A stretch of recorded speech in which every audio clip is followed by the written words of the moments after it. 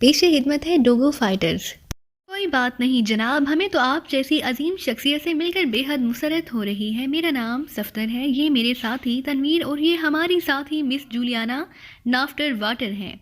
صفدر نے بڑے پرخلوص انداز میں سام نکوما سے مصافحہ کرنے کے بعد اپنا اور اپنے ساتھیوں کا تعارف کرایا۔ سام نکوما نے باری باری سب سے مصافحہ کیا۔ ویسے مجھے مس جولیانا کی وجہ سے بے حد حیرت ہے، یہ تو سوئس لگتی ہیں، یہ آپ کے ساتھ؟ سام نکوما نے کہا، جی ہاں یہ سوئس ہیں، لیکن آپ پاکستانی شہری ہیں اور ہماری سیکرٹ سروس کی سیکنڈ چیف ہیں، صفدر نے جواب دیا۔ او اچھا، ویری گڈ، پھر تو مجھے دوہری مسرت ہوئی ہے، ان سے مل کر تشریف رکھیں، سام نکوما نے مسکراتے ہوئے کہا، اور پھر وہ سب اطمینان سے کھالوں پر بیٹھ گئے۔ آپ پہلے تو بلا تکلف بتائیں کہ آپ کیا پینا پسند فرمائیں گے، سام نکوما نے مسکراتے ہوئے کہا، صرف سادہ پانی اور کچھ نہیں، صفدر نے کہا۔ او اچھا، سام نکوما نے کہا، اور اس نے اپنے عقب میں مودب کھڑے ماجو کی طرف مڑ کر سر کو ذرا سا ہلایا تو ماجو نے واپس اسی دروازے کی طرف قدم بڑھا لیے۔ ہاں اب مجھے بتائیں اور ذرا تفصیل سے بتائیں کہ آپ کیا پروگرام لے کر آئے ہیں، سام نکوما نے کہا۔ ہم ڈوگو فائٹرز کے ہاتھ میں کیا مشن لے کر آئے ہیں، ہمارے چیف نے ہمارے دو گروپ بنا دیے ہیں، ایک گروپ علی عمران اور ان کے ساتھی پر مشتمل ہے، وہ ایگریمنٹ صحافیوں کے روپ میں جو ہمبرگ میں داخل ہو چکے ہیں۔ وہ جنرل بارٹر تک پہنچنے کی کوشش کریں گے تاکہ اسے ڈوگو فائٹرز تنظیم کی پوری تفصیلات حاصل کر سکیں، جبکہ ہم تینوں ایگریمنٹ سیاحوں کے روپ میں یہاں آئے ہیں تاکہ آپ ہمیں اپنے کسی خفیہ راستے سے نیمبیا پہنچا دیں۔ ہم وہاں ڈوگو فائٹرز کے ہیڈ کوارٹر کو ٹریس کرنے کی کوشش کریں گے، صفدر نے جواب دیا۔ علی عمران صاحب جو ہمبرگ میں کیسے داخل ہو گئے ہیں، وہاں تو کرنل وینڈن نے انتہائی سخت چیکنگ کا جال پھیلا رکھا ہے، سام نکوما نے ہونٹ چباتے ہوئے کہا۔ ان کو کسی قسم کی کوئی چیکنگ نہیں روک سکتی، آپ بے فکر رہیں، صفدر نے جواب دیا، اور سام نکوما نے سر ہلا دیا۔ لیکن ایک بات میری سمجھ میں نہیں آ رہی مسٹر صفدر، کیا ہر آپ نیمبیا جا کر کس طرح ڈوگو فائٹرز کا ہیڈ کوارٹر تلاش کریں گے جبکہ آپ وہاں پہلی بار جا رہے ہیں، کیا آپ کے ذہن میں کوئی خاص پلان ہے؟ سام نکوما نے چند لمحے خاموش رہنے کے بعد کہا، جی ہاں ایک پلان ہے، ہم وہاں جا کر فوج کے اعلیٰ افسران کو اغوا کر کے ان کا روپ دھار لیں گے، اس طرح ہم آسانی سے معلومات حاصل کر سکیں گے۔ آپ کے ذریعے وہاں جانے کا فیصلہ صرف اس لیے کیا گیا ہے کہ ویسے نیمبیا میں داخلہ اجنبیوں کے لیے بے حد مشکل ہے، ان کی انتہائی کڑی اور مسلسل نگرانی کی جا رہی ہے، اور دوسری بات یہ کہ کسی بھی ایمرجنسی کی صورت میں ہم آپ کے کسی اڈے سے امداد حاصل کر سکتے ہیں، صفدر نے جواب دیتے ہوئے کہا۔ او ویری گڈ، بہت ہی سیدھی اور آسان سی پلاننگ ہے، واقعی آپ لوگ بے حد ذہین ہیں، اور آپ نے جس طرح آسانی سے ایگریمنٹ میک اپ کر لیا ہے، اس طرح آسانی سے سویس فارم فوجی آفیسر بھی بن جائیں گے، سام نکوما نے سر ہلاتے ہوئے کہا، اور صفدر مسکرا دیا۔ جی یہ تو ہمارا روز کا کام ہے، ہمارے لیے یہ کوئی مشکل کام نہیں ہے، صفدر نے جواب دیتے ہوئے کہا۔ مجھے بتایا گیا تھا کہ آپ نیمبیا میں کسی خاص شخصیت سے رابطہ قائم کریں گے، میری سمجھ میں اب تک یہ بات نہیں آئی کہ آخر آپ جیسے اجنبیوں کے لیے رابطے کے لیے وہاں کون سی شخصیت ہو سکتی ہے، سام نکوما نے کہا۔ ایک شخصیت ہے جناب، وہ شوگران کا اسپیشل ایجنٹ ہے، ویسے وہ مدتوں سے نیمبیا میں ہی رہ رہا ہے لیکن ہم نے اسے جانتے ہیں اور نہ وہ ہمیں، صفدر نے مسکراتے ہوئے کہا، تو پھر رابطہ کیسے ہوگا؟ سام نکوما نے اور زیادہ حیران ہوتے ہوئے کہا، ہم وہاں کے کسی بڑے اخبار میں تلاش گمشدہ کا اشتہار دیں گے، ایک ہمرگر کتے کا یہ اشتہار اس شخصیت کے لیے کوڈ ہوگا، پھر وہ خود ہی ہمارے دیے ہوئے پتے پر رابطہ کرے گی، صفدر نے جواب دیا۔ او ویری گڈ، آپ لوگ اس میدان کے باکمال ماہر ہیں، لیکن کیا آپ کے اور اس شخصیت کے درمیان کوئی اور کوڈ مقرر ہے جو ملاقات میں دہرایا جائے گا؟ ایسا ہی ہوتا ہے میرے خیال میں سیکرٹ ایجنٹوں کے درمیان، سام نکوما نے ہنستے ہوئے کہا، اس کا انداز بالکل بچگانہ سا تھا۔ جی ہاں، صفدر نے اتنی بڑی شخصیت کے اس بچگانہ پن پر مسکراتے ہوئے کہا، اچھا کیا میں پوچھ سکتا ہوں، مجھے بڑی دلچسپی محسوس ہو رہی ہے، سام نکوما نے کہا۔ جی ہاں، وہ ہمیں فون کر کے کہے گا کہ کتا اس کے پاس ہے، کتے کا نام پوچھے گا، ہم جواب میں بتائیں گے کہ کتے کا نام کرسٹل ہے، وہ پوچھے گا اس کا کرسٹل، ہم کہیں گے شوگر کا، وہ کوڈ مکمل ہو جائے گا، صفدر نے ہنستے ہوئے جواب دیا۔ Good show, very good, Shogran کے حوالے سے شوگر کرسٹل واقعی انتہائی پرزائے ذہانت کوڈ ہے، میں آپ کو ذہانت کا دل سے قائل ہو گیا ہوں اور اب مجھے یقین ہے کہ آپ ضرور کامیاب رہیں گے، لیکن یہ بتائیں کہ آپ اپنے ساتھی علی عمران سے رابطہ کیسے کریں گے، سام نکوما نے کہا۔ اس کے لیے ہمارے پاس ایک محسوس ٹرانسمیٹر ہے جس پر محسوس کوڈ سے بات ہو جاتی ہے۔ اس بار صفدر کے لہجے میں ہلکی سی ناگواری کے تاثرات ابھر آئے تھے، شاید اسے سام نکوما کا یہ تفصیلی انٹرویو اب بور کرنے لگ گیا تھا۔ اسی لمحے دروازہ کھلا اور ماجو ایک ٹرے میں سنہرے رنگ کے شربت کے 4 گلاس رکھے اندر داخل ہوا۔ یہ جنگل کی ایک جڑی بوٹی کے رس کا شربت ہے، اس سے ساری تھکان دور ہو جاتی ہے۔ سام نکوما نے گلاسوں کی طرف اشارہ کرتے ہوئے کہا اور صفدر اور اس کے ساتھیوں نے سر ہلا دیے۔ ماجو نے ایک ایک گلاس ان چاروں کے ہاتھ میں دیے اور پھر ٹرے میں ایک طرف رکھ کر بڑے مودبانہ انداز میں سام نکوما کے عقب میں کھڑا ہو گیا۔ لیجیے، سام نکوما نے کہا اور ایک گلاس اپنے پاس لے کر بڑا سا گھونٹ لیا۔ صفدر اور اس کے ساتھیوں نے بھی گھونٹ لیے۔ شربت میں واقعی کچھ ذائقہ تھا اور اس میں سے بھینی بھینی خوشبو بھی آ رہی تھی۔ تھوڑی دیر بعد چاروں گلاس خالی ہو گئے۔ بہت بہت شکریہ مسٹر صفدر، آپ نے ہماری معلومات میں قابل قدر اضافہ کیا ہے، سام نکوما نے کہا اور اٹھ کھڑا ہوا۔ صفدر اور اس کے ساتھیوں نے بھی اٹھنے کی کوشش کی، مگر دوسرے لمحے انہیں احساس ہوا کہ ان کا جسم حرکت کرنے سے واقعی قاصر ہو چکا ہے، وہ مفلوج ہو چکے تھے۔ ہا ہا ہا ہا، اسے کہتے ہیں ذہانت دوستو، سام نکوما نے بڑے طنزیہ انداز میں کہا لگاتے ہوئے کہا اور اس کے ساتھ ہی اس نے سر پر ہاتھ مارا تو دوسرے لمحے اس کے سر پر موجود بال اور چہرے سے لے کر گردن تک ایک ماسک اترتا چلا گیا۔ اب سام نکوما کی جگہ وہاں ایک سفید فام نوجوان کھڑا تھا۔ میرا نام سام نکوما نہیں جیسورا ہے دوستو، جے گروپ کا چیف، اس قوی ہیکل نوجوان نے بڑے طنزیہ انداز میں کہا۔ اسی لمحے عقبی دروازے سے ایک بار پھر کھلا اور دروازے سے ایک سفید فام درست چہرے والا فوجی اندر داخل ہوا۔ اس کے کاندھوں پر کرنل رینک کے سٹار فکس تھے۔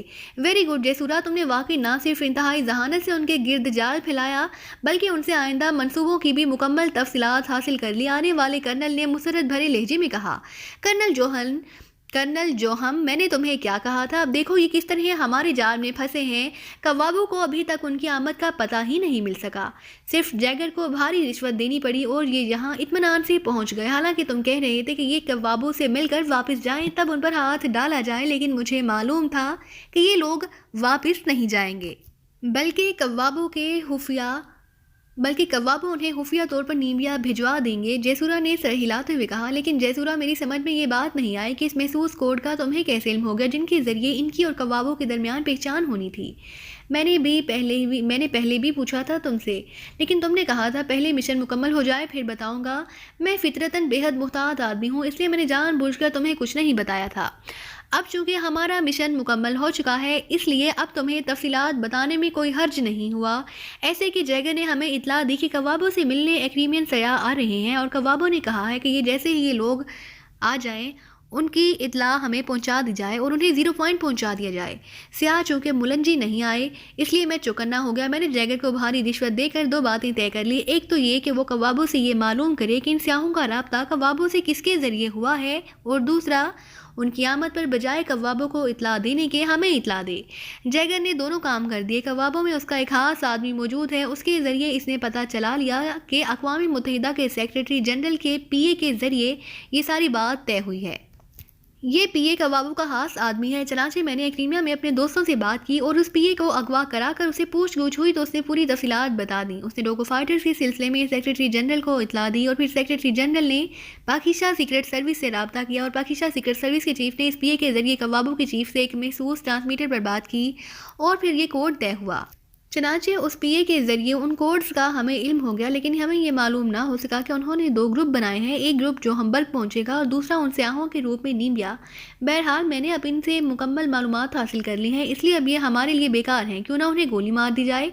جیسورا نے تفصیل بتاتے ہوئے کہا۔ اس پی اے کا کیا ہوا؟ اس کا ایک ایکسیڈنٹ کے ذریعے ہلاک کر دیا گیا، اس طرح کہ کسی کو پتہ بھی نہ چل سکے کہ اس کے ساتھ ہوا کیا ہے، جیسورا نے جواب دیا اور کرنل جوہم نے سر ہلا دیا۔ ماجو، جیسورا نے اس سیاہ فام کی طرف مڑتے ہوئے کہا جو صفدر اور اس کے ساتھیوں کو ساتھ لے آیا تھا۔ یس بوس، ماجو نے مودبانہ لہجے میں کہا۔ ان کو یہاں سے اٹھا کر دور جنگل میں لے جاؤ اور گولیوں سے بھون کر ان کی لاشیں کسی گڑھے میں پھینک دو، جیسورا نے تحکمانہ لہجے میں کہا۔ یس بوس، ماجو نے جواب دیا۔ آؤ کرنل، اب ہم نیمبیا میں ان شوگرانی ایجنٹ کو ٹریس کرنے اور جہمبرگ میں ان کے دوسرے گروپ کو تلاش کرنے کے لیے پلاننگ کر لیں، جیسورا نے کرنل جوہم سے مخاطب ہو کر کہا اور پھر وہ دونوں عقبی دروازے کی طرف بڑھ گئے۔ چلو ایک ایک اٹھا کر لے چلو، ماجو نے کیبن میں موجود سیاہ فاموں سے مخاطب ہو کر کہا اور ان میں سے 3 تیزی سے آگے بڑھے اور پھر انہوں نے بے حس و حرکت بیٹھے ہوئے صفدر، تنویر اور جولیا کو اٹھا کر کندھوں پر لادا اور کیبن کے ذریعے نکل کر سیڑھیاں اترتے نیچے آ گئے۔ ادھر لے آؤ، ماجو نے بھی سیڑھیاں اتر کر دائیں طرف بڑھتے ہوئے کہا اور وہ تینوں اس کے پیچھے گھنے جنگل کی طرف بڑھتے گئے۔ صفدر کا ذہن پوری طرح بیدار تھا، لیکن نہ ہی وہ حرکت کر سکتا تھا اور نہ ہی وہ بول سکتا تھا۔ اسے یوں محسوس ہو رہا تھا جیسے اس کا جسم مکمل طور پر پتھر کا بن چکا ہو۔ ویسے اپنے ویسے اپنے اتنی آسانی سے مار کھا جانے پر اس کے ذہن میں آندھیاں سی چل رہی تھی، لیکن وہ مجبور اور بے بس ہو چکا تھا۔ واقعی اس جیسورا نے اسے اس طرح ڈانٹ دیا تھا کہ آخری لمحے تک انہیں اس دھوکے کا احساس تک نہ ہو سکا۔ نہ جانے اس شربت کا اثر کب تک رہنا تھا۔ سیاہ فام انہیں اٹھائے ہوئے کافی دور گھنے جنگل کے اندر پہنچ گئے۔ بس ٹھیک ہے، یہاں گہرا گڑھا موجود ہے، اس کے کنارے لٹا دو انہیں، ماجو نے کہا، اور تینوں سیاہ فاموں نے انہیں ایک گہرے گڑھے کے کنارے ایک قطار میں لٹا دیا۔ وہ تینوں پاکستان سیکرٹ سروس کے ٹاپ ایجنٹ تھے، لیکن اس وقت تینوں ہی مکمل طور پر بے بسی کی تصویر بنے پڑے تھے۔ یقینی موت تیز قدموں سے ایک طرف سر پر دوڑتی ہوئی ان کی طرف آ رہی تھی، اور وہ اسے بچنا تو ایک طرف اس کے خلاف جدوجہد کرنے کے بھی قابل نہ رہے تھے۔ اور صفدر سوچ رہا تھا کہ انسان کی موت کہاں اس کے مقدر میں ہوتی ہے، اس کا واقعی اسے علم نہیں ہوتا۔ اب کسی کے تصور میں بھی نہ تھا کہ پاکستان میں رہنے والے ان تینوں کی موت جہاں مولنجی کے گھنے جنگل میں مقدر کی گئی تھی۔ یس فائر! اچانک ماجو کی چیختی ہوئی آواز بلند ہوئی، اور اس کے ساتھ ہی مشین گن کی ریٹ ریٹ سے جنگل گونج اٹھا۔ زیڈ کلب کے گیٹ ہاؤس پر 10 فوجی جیپیں آ کر رکیں، اور پھر ہر جیپ نے مسلح فوجی اگلنے شروع کر دیے۔ سب سے آگے والی جیپ سے کرنل ڈوجان، کرنل وینڈن نیچے اترے۔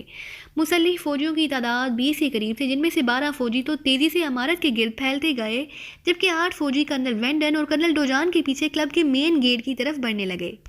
جیسے ہی یہ فوجی ہال میں داخل ہوئے، ہال میں موجود افراد یکلہت بتوں کی طرح ساکت ہو گئے۔ ان سب کے چہرے ہلدی کی طرح زرد پڑ گئے، کیونکہ ساؤتھ افریقہ میں فوج کی لامحدود اختیارات حاصل تھے، اس لیے یہاں فوج کا اس طرح کسی کلب میں آنا لوگوں کی نظر میں کسی صورت بھی نیک فعال نہ ہو سکتا تھا، اس لیے سب فوج کو اندر آتے دیکھ کر بری طرح سہم گئے تھے۔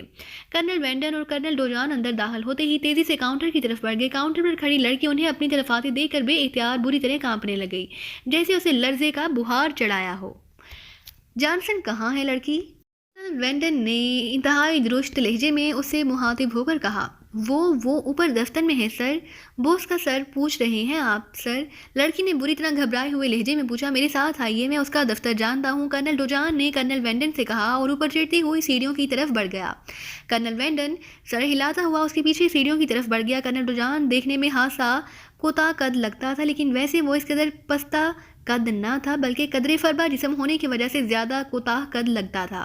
وہ دھم دھم کرتا سیڑھیاں چڑھتا ہوا اوپر پہنچ گیا، جبکہ کرنل وینڈن بیک وقت دو سیڑھیاں پھیلانگتا ہوا اس کے ساتھ ہی اوپر پہنچا تھا۔ چند لمحوں بعد وہ دفتر کے دروازے پر پہنچ چکے تھے۔ کرنل ڈوجان نے دروازے کو دھکیلا تو دروازہ کھل گیا، اور پھر وہ دونوں تیزی سے اندر داخل ہوئے۔ میز کے پیچھے بیٹھا ہوا جانسن انہیں دیکھ کر چونک پڑا۔ اوہ کرنل ڈوجان، تم یہ کیا؟ جانسن کا لہجہ خاصا بگڑا ہوا تھا۔ تم ہو جانسن؟ میرا نام کرنل وینڈن ہے۔ کہاں ہے وہ جرنلسٹ؟ کرنل ڈوجان کے جواب دینے سے پہلے ہی کرنل وینڈن درست لہجے میں بول پڑا۔ وہ جرنلسٹ؟ وہ تو چلے گئے۔ جانسن نے خشک لہجے میں کہا۔ چلے گئے؟ کیا مطلب؟ جب میں نے تمہیں کہا تھا کہ تم انہیں فرار نہ ہونے دینا، کرنل وینڈن نے گھراتے ہوئے لہجے میں کہا۔ میں تمہارے احکامات کا پابند نہیں ہوں۔ ایک بات اور، دوسری بات یہ بھی سن لو کرنل وینڈن کہ میں ڈوگو فائٹرز کے ایک سیکشن کا چیف ہوں، اس سے تم میری حیثیت کا اچھی طرح اندازہ کر سکتے ہو، اور تیسری بات یہ کہ وہ جرنلسٹ تھے، اس لیے میں نے انہیں نہ روک سکتا تھا۔ جانسن نے گھراتے ہوئے لہجے میں جواب دیتے ہوئے کہا۔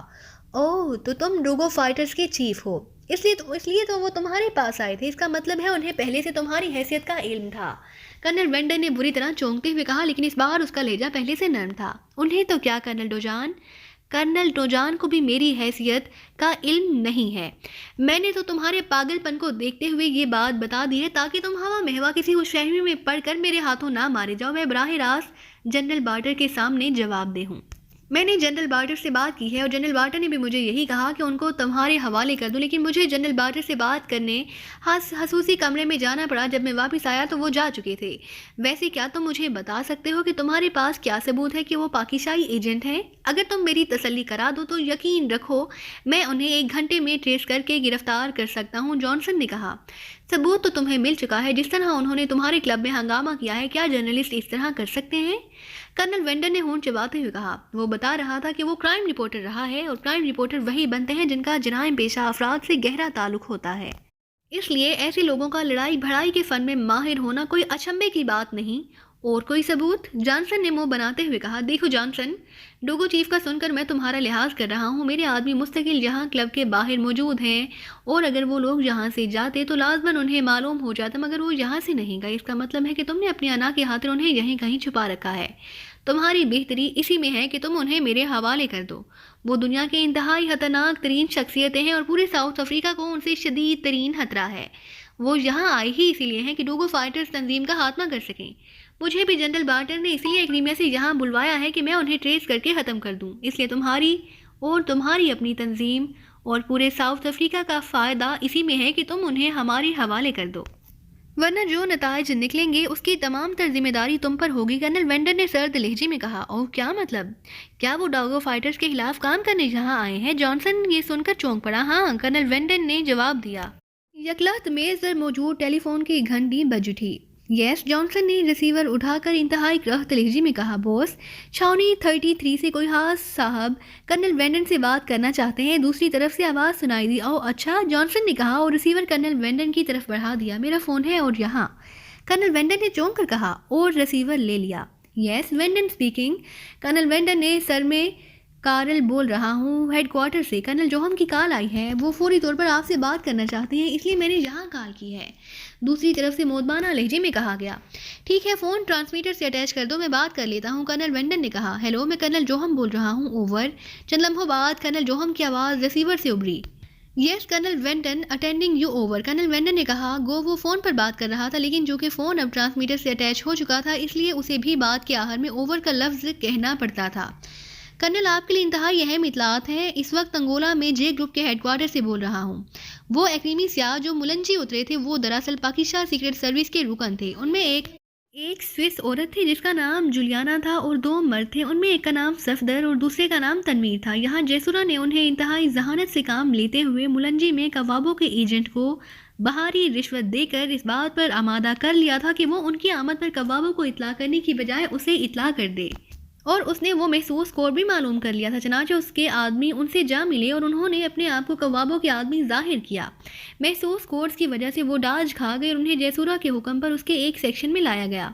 یہاں جیسورا نے کوابوں کے چیف سام ناکوت کے میک اپ میں ان سے ملاقات کی اور اس طرح وہ پوری طرح کھل گئے اور جیسورا نے ان سے باتوں میں مکمل معلومات حاصل کر لی۔ میں بھی وہاں موجود تھا۔ ان لوگوں نے بتایا ہے کہ ان کے 2 گروپ مشن پر آئے ہیں، جن میں سے ایک گروپ جس کا سربراہ علی عمران ہے وہ جرنلسٹوں کے روپ میں براہ راست جوہمبرگ پہنچے ہیں، جبکہ یہ تینوں کوابوں کے ذریعے نیمبیا خفیہ طور پر پہنچیں گے اور وہاں یہ فوجی افسروں کو اغوا کر کے ان کا میک اپ کر لیں گے۔ اس طرح یہ لوگ ڈوگو فائٹرز کے متعلق معلومات حاصل کریں گے۔ اس کے علاوہ انہوں نے وہاں ایک شوگرانی ایجنٹ سے بھی ملنا ہے، اوور۔ کرنل جوہم نے تفصیل بتاتے ہوئے کہا۔